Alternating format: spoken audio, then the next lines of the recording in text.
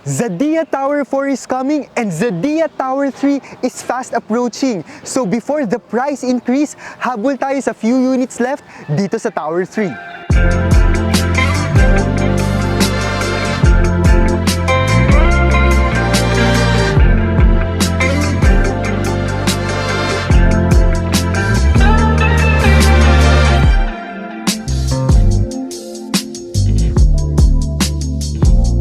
It's a sunny morning here in Zadia at araw-araw nyo na nga akong makikita dito sa project na to kasi fully turned over na yung unit na ininvest ko dito. So yun nga no, sa intro, by April of this year, ila-launch na po ang Tower 4 ng Zadia at kita nyo naman on its 13th floor na ang construction ng Tower 3. So sa mga naghahanap ng rental business dyan, gusto mag-invest ng condo na very well accessible, no? Pwede pa tayong humabol sa Tower 3 dahil meron pa tayong less than 10 units left at bago tayo mag-launch ng Tower 4 dahil yun naman lagi ang nangyayari. By history, kapag nagla-launch ng bagong tower, may markup na 1 to 1.5 million pesos. So sayang din yun. Mamaya, i-discuss ko yung updated pricing, no, ng Tower 3. Pero lapitan muna natin si Tower 3 para mas makita nyo kung ano yung development sa kanya. I have a lot of clients, guys, no, na talagang ang intention, no, bumili sa akin ng lote for retirement property, no, 5 to 10 years down the road bago sila mag-retire from US, from Canada, or in any other western part of the world, no, na talagang na-in-love kay Nuvali. Pero lagi sinasabi, Jaire, of course, gusto rin naman namin magkaroon ng passive income in the future while we are retired na, staying on our retirement home. And the good thing in this area, guys, no, hindi kayo mahirap na magkaroon ng passive income, lalo na for rental business kung condo man ito, dahil tabi-tabi lang, within reach. Yun nga yung lagi kong sinasabi, no, mas maganda na yung rental business nyo malapit at accessible from your retirement home. So nakita nyo naman, guys, no, lakad tayo ng konti para makita nyo at yung feels, maramdaman nyo yung feels ng community. Actually, itong area na to, itong rotonda na to, sa master plan ni Zadia, ito yung magkakaroon ng fountain kasi nandito yung mga drop-off area. Ngayon, nakikita nyo, sa ngayon, no, pinapayagan pa mag-park yung mga sasakyan, pero in the future, lalo na kapag nakatayo na yung buong 5 towers dito sa Zadia, bawal na yung walang parking. So yung mga nakabili sa Zadia Tower 3, no, pwede nang mag-send ng letter of intent kung gusto nyong makabili ng parking dito sa Zadia.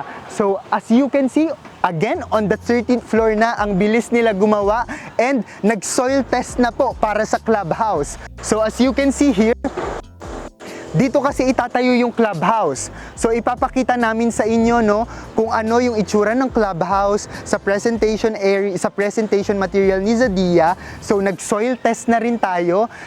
Ilo-launch na rin very soon, no, at gagawin na rin yung clubhouse. So tara, i-discuss ko at punta tayo, no, kung gaano kaganda yung potential rental income, magkano, at ipapakita ko ulit sa inyo, no, yung unit ko. We are now in the lobby of Zadia Tower 2. So puntahan natin yung unit ko, no? Sakay tayo ng elevator nila. So again, they have 2 elevators. One yung glass elevator and yung second is yung service elevator. Kapag maglilipat kayo ng gamit, ganyan. So ang intention ko talaga nung una, no, hindi naman lingid sa kaalaman nyo, guys, na talagang pang end use ko talaga to. Pero seeing the potential rental income, nakita ko rin kung magkano na yung mga pricing na i-discuss ko mamaya, yung mga rental rates dito. Sabi ko, ay, mag-rent ako ng house sa Nuvali. Kasi when I'm computing it, talagang mako-cover niya, no, yung house rental ko sa Nuvali, sobra pa. Kasi ang ganda ng daily and monthly rental dito sa area. So ang unit ko po is a corner unit, no. Medyo natagalan yung renovation. So ngayon, makikita niyo yung unit ko, hindi pa siya renovated kasi nga nagbago kami ng design, nagbago kami ng interior, ng theme dahil nga ipang-rental na namin ito at gusto ko kasi ipa-daily, no. Kasi malapit lang din naman ako, nagre-rent ako sa Nuvali. I'm just 5 to 10 minutes away from here. So kahit na daily yung magiging check-in and check-out ng aking mga clients, hindi tayo mahihirapang pumunta, no? So ganun din kayo, guys, no? If you want to have a property management in the future, hindi din naman kayo mahihirapan, no? Kasi personally, no, I'm establishing a personal property management for my clients. So, we are already here in my unit. So, ganito po yung deliverable unit nila. As you can see, no, ayan, we have the main switch here. So, nandito, and then on my left, nandito yung yung cabinet ko, no? So, ganito ang type of finishing. It's kind of like elevated kaysa sa iba kung nakikita ng mga turnover na kitchen sa ibang projects or condo projects na hinahawakan natin. And at the same time, very spacious yung yung bathroom, no? So, ayan, medyo madilim lang, no? Hindi ko na kasi binuksan yung main switch for the lights. Ito yung gusto ko talaga, laki yung space for the bathroom, and then I have this area where I can like put our living, dining, and bed, no? Para talaga siyang hotel, no? At the same time, talaga mapapagana kung paano tayo mag-space plan. Of course, on my unit, dahil naka-corner unit ako, meron lang added window on the side, no? And then, at the same time, pakita ko sa inyo. Nandito tayo ngayon sa balcony ko, kung gaano kaganda yung view. So, kung mapapansin nyo, Greenfield City View ako, Paseo de Santa Rosa yan. And walang nagtatayo ng high-rise building dito. And dito naman sa side na to, ito lang yung The Medical City, South Luzon. So, kahit natirahan nyo to for retirement, kung hindi nyo ipa-rental, accessible kayo sa lahat. Nandyan ang Paseo de Santa Rosa, grocery shop, restaurants, outlets, no? Nandito yung The Medical City. And kung izo-zoom natin yung camera, kita yung Laguna Bay. And I'm only on my 6th floor, no? Yung unit ko. And dito, wino-walk nga lang to ng mga clients eh. Sa side naman na yan, nandyan na yung service road, nandito na si All Home, yung Vista Mall, at kapag didire-diretsuhin mo, nandyan na agad si Soledad. Kaya, dito ako napa-invest, guys. Ito yung unang condo investment ko kasi accessibility-wise, price-wise, no, ang ganda pa ng pricing niya. 33 months to pay down payment without paying any spot sa unahan. So, let us talk about the rental rate right now. If daily nyo ipapagamit, like for example, 1 to 2 days, 1 week to 2 weeks, no, pumapatak dito ngayon ng 2,000 to 2,500 pesos per day. So, it's about 60 to 90,000 pesos na profit, no, per month. If gusto nyo naman ipa-long-term lease monthly, ngayon, naglalaro ang presyo, depende sa furnishing, no, ng unit niyo from about 20,000 pesos to 30,000 pesos per month. So, ganun kaganda yung rental rate ngayon, mapa-daily or mapa-monthly. At mind you guys, no, yung monthly down payment lang ngayon is less than kung magkano yung monthly rental rate na mare-receive nyo, no, sa mga clients nyo. Because with less than 10 units left, kay Zadia Tower 3, it's about 4.5 million pesos already, still the cheapest in the area and yet the most accessible condo project here in the heart of Paseo Novali area. So sa 4.5 million pesos, you will be having a 24.9 studio unit.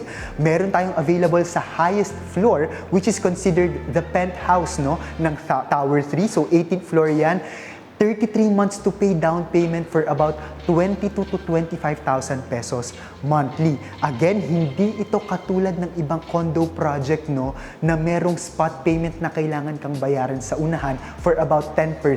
Ito, wala. Magre-reserve ka lang, no, about 22 to 25,000 pesos, yun na din yung magiging monthly down payment mo for the course of 33 months. So, gaano kagaan yun? And at the same time, kung gusto nyo ng combined units, meron pa rin tayo about 9 million pesos yung price, no? Dalawang magkatabing studio unit para maging 1 bedroom yung isa, but you are enjoying 2 balconies and a 49.8 square meter area. So, ang monthly lang nun for 33 months, around 40,000 pesos only. So guys, ang ganda, no, ng timing ngayon kung hahabol kayo because you will just reserve, you can already lock in the current price, no, and the unit availability kasi less than 10 units na nga lang. So bukod sa price increase for every 15 unit reservation, kapag pumutok at ni-launch yung Tower 4, no, sa April, price increase na naman agad. Dahil ako, guys, no, based on my personal experience, nakapag-gain na po ako sa unit ko dito ng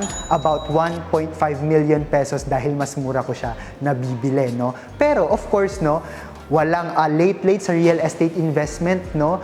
i-manage nyo lang, i-balance nyo lang yung time and yung decision making ninyo, pataas naman lagi yung increase ng real estate market, most especially dito sa Santa Rosa area. So konting sharing lang guys, no, bago tayo mag-ending, no, kasi ang dami kong clients ngayon na capable naman, pero meron silang fear, no, hindi talaga money yung nagiging problema, no, kung bakit hindi nakaka-move forward sa investment ang isang tao. Minsan takot na baka hindi maituloy, takot na baka hindi mabayaran fully, no, or masayang lang yung pera, no, lalo na kapag hindi naman na nabayaran lahat, no, at mapabayaan yung property. Pero ako, no, based on my experience, syempre natural matakot, no, natural na isipin yan. Pero paano tayo makaka-move forward in life kung hindi tayo susugal, no? Life is a risk. So, isa na yung real estate investment. Pero ang maganda sa real estate investment, this is the most stable investment so far, no? Hindi lang dahil nandito ako sa posisyon na to, hindi lang dahil I am a realtor, pero based on my observation, wala ka talagang talo dito dahil pumasok ako dito during pandemic, pataas pa rin yung real estate market. So, if you want me to help you, no, with your rental business, makapag-invest dito sa area dahil magiging BGC or Makati of the South, habang merong ganitong payment term that you don't need not to pay a large amount of money, pero nagbabayad ka lang ng maliit monthly, pero nakikita mo yung price increase over time, napakabilis, feel free to contact me. I have my Facebook page, it's The Property Geek, TikTok account, The Property Geek also. You can directly message me on my personal Facebook account, it's Jaire Valerio Mamaklay. And for Viber, WhatsApp, iMessage, and my local Philippine mobile, it's +63927 185 1590. We are still continuously contributing at the Manila Bulletin Property Living section twice a month. Maraming salamat sa pagtutok, guys. I can't wait na makausap kayo, makapag-invest at matulungan kayo on your real estate goal. Till our next video, this has been Jaire Mamaklay, your property geek.